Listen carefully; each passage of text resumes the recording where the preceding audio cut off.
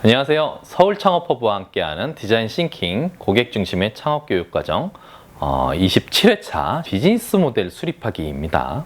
한번 직접 여러분들도 비즈니스 모델을 하나씩 수립을 해보시기 바라겠습니다. 이 교육 내용과 함께 말이죠. 자, 비즈니스 모델의 핵심은 고객이라고 이야기를 했습니다. 저번 시간에 비즈니스 모델에 대한 정의를 한번 얘기를 했었죠. 기업이 고객을 위한 가치를 어떻게 창조해 전달을 하고 어떤 방법으로 수익을 획득하는가에 대한 전반적인 방향과 그 방법이라고 이야기를 했습니다. 이걸 잘 한번 생각을 해보면 결국엔 비즈니스 모델이라는 거는 기업이 수익을 창출을 하는 그 원리를 이야기를 한다고 할 수가 있죠. 결국엔 그 원리라는 거는 고객에 대해서 알아봐야 되고 그걸 통해서 만들어지는 어떤 가치를 알아야 되고 그 가치를 통해서 어떻게 수익을 확보하는지가 나와야 되겠죠. 그래서 비즈니스 모델의 핵심은 결국엔 고객에서부터 시작을 한다라고 볼 수가 있습니다.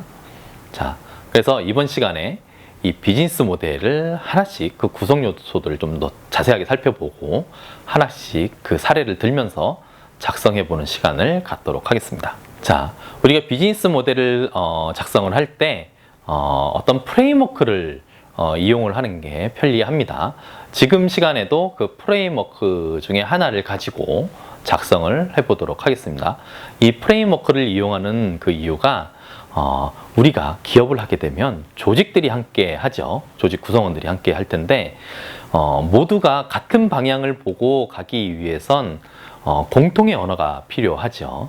이 프레임워크를 이용하면 같은 구성 요소를 가지고 같은 언어를 사용하면서 내가 가고자 하는 사업의 방향에 대해서 이야기를 할 수가 있다는 겁니다. 자, 그리고 프레임워크를 이용을 하면 현상 분석뿐만이 아니고 그걸 통해서 어떤 검증이라든가 수정이 가능하게 됐죠. 좀 더 수월할 수가 있죠. 그리고 그 비즈니스 모델의 구성 요소를 쉽게 파악을 할 수가 있습니다. 프레임워크의 그 구성 요소별로 작성을 할 수 있게끔 만들어 놓았으니까요. 비즈니스 모델 프레임워크는 사실 여러 가지가 있습니다. 몇 가지를 좀 보면 오퍼레이팅 모델 프레임워크가 있는데 요거는 8가지 비즈니스 모델로 구성이 되어 있습니다. 그래서 크게 보면 고객 확보 그리고 운영, 재정이라는 3가지 차원으로 구분을 해서 각 구성 요소들을 보는 거죠. 그리고 6 컴포넌트 프레임워크가 있습니다. 요거는 6가지 비즈니스 모델 구성 요소로 되어 있습니다. 그래서 그거를 다시 기반이나 소유, 어떤 지배의 어떤 수준, 사업이 기업이 성장함에 따라 그에 따른 수준에 따라서 비즈니스 모델을 작성을 할 수 있게끔 만들어 놓은 프레임워크죠. 우리가 할 것은 비즈니스 모델 캠퍼스입니다. 라인블록이라고도 이야기를 하고 있습니다. 9가지 비즈니스 모델 구성 요소로 되어 있고요.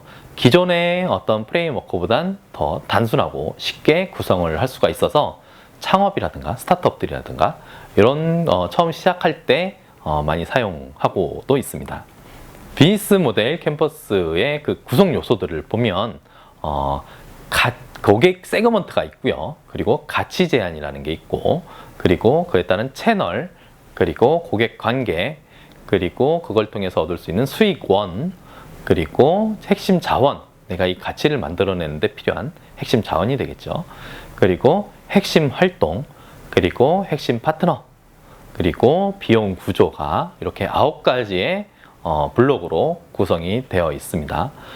이 비즈니스 모델 캔버스는 각 구성 요소들 간에 어떤 관계와 흐름을 파악해서 사업 아이디어를 빠르게 파악해보는 파악해 볼 수 있다는 장점이 있죠. 비즈니스 모델 캔버스의 구조를 한번 살펴보면 가운데 가치 제한이라는 블럭이 있는데 그걸 중심으로 우측으로 화면상에서 우측으로 고객과 수입에 대한 항목이 들어가 있습니다. 고객 세그먼트 그리고 채널 그리고 고객 관계 수익원이 구성되어 있죠. 그리고 좌측으로 보면 조직의 활동이나 비용에 대한 항목으로 구성이 되어 있습니다. 어떤 핵심 자원이라든가 핵심 활동 그리고 핵심 파트너십 그리고 그에 따른 비용 구조가 어떻게 되는지 그런 블록으로 9개의 블록으로 구성이 되어 있습니다. 지금 보이시는 것이 그 9블록 비즈니스 모델 캔버스의 캔버스라고 보시면 되죠. 이런 형태의 캔버스를 가지고 여러분들이 구상한 사업 내용에 대해서 하나씩 그 구성 요소들을 적어볼 수가 있습니다. 우선 첫 번째로 작성을 하는 것이 고객 세그먼트입니다. 고객 세그먼트라는 것은 기업이 제각기 얼마나 상이한 유형의 사람들 또는 어떤 조직, B2B 같은 경우는 조직 기업이 되겠죠. 조직을 겨냥하는지를 규정하는 것이 고객 세그먼트라고 할 수가 있습니다. 고객 세그먼트를 작성을 할 때 우리가 그 기준, 어떻게 작성하면 되는지 그 질문들을 통해서 그걸 좀 더 명확하게 할 수가 있겠죠. 그래서 그 분류하는 기준을 보면 이런 질문들을 통해서 알 수가 있어요. 해당 고객의 요구가 전혀 다른 서비스나 상품을 필요로 하는지를 볼 수가 있겠죠. 그리고 해당 고객에게 접근하는 유통 채널이 다른지, 내가 설정해 놓은 고객이 다른지를 한번 보는 겁니다. 그리고 전혀 다른 유형의 고객 관계를 필요로 하는지, 그리고 수익성에 있어서 현저하게 차이가 있는지, 그리고 다른 형태의 상품을 제공해도 기꺼이 대가를 지불할 의사가 있는지, 그 기준에 따라서 고객은 나눠지게 될 수가 있죠. 그래서 고객 세그먼트의 그 각각의 큰 유형별로 좀 살펴보면 매스마켓이라는 게 있습니다. 매스마켓은 대중을 대상으로 하는 어떤 사업이라고 할 수가 있죠. 일반적으로 매스마켓이라고 하면 대기업들이 흔히들 많이 하고 있고 가전제품이 특히나 여기에 속하고 있죠. 두 번째로는 명확한 어떤 세그먼트 유형이라고 할 수가 있어요.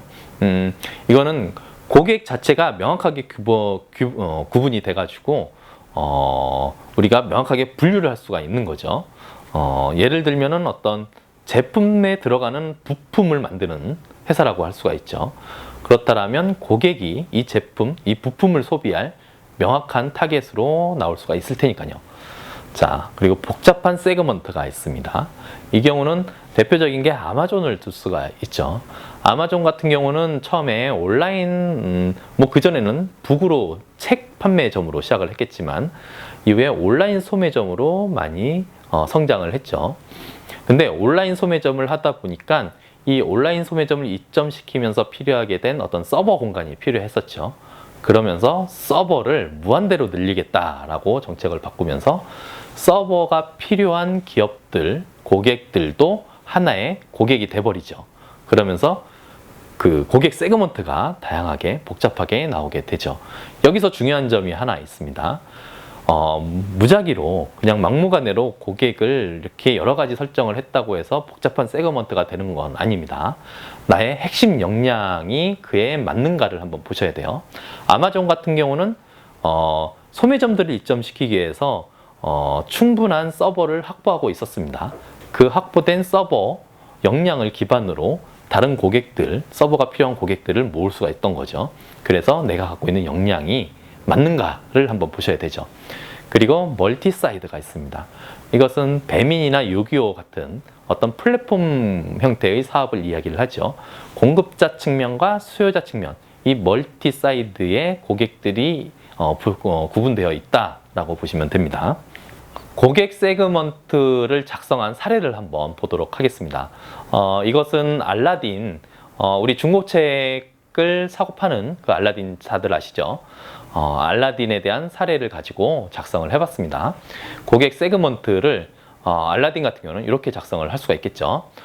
첫 번째 고객은, 이건 플랫폼이니까 첫 번째 고객은 중고책을 사는 사람, 그리고 또 다른 고객은 이 책을 팔고 싶어 하는 사람, 이렇게 두 부류로 나눌 수가 있겠죠.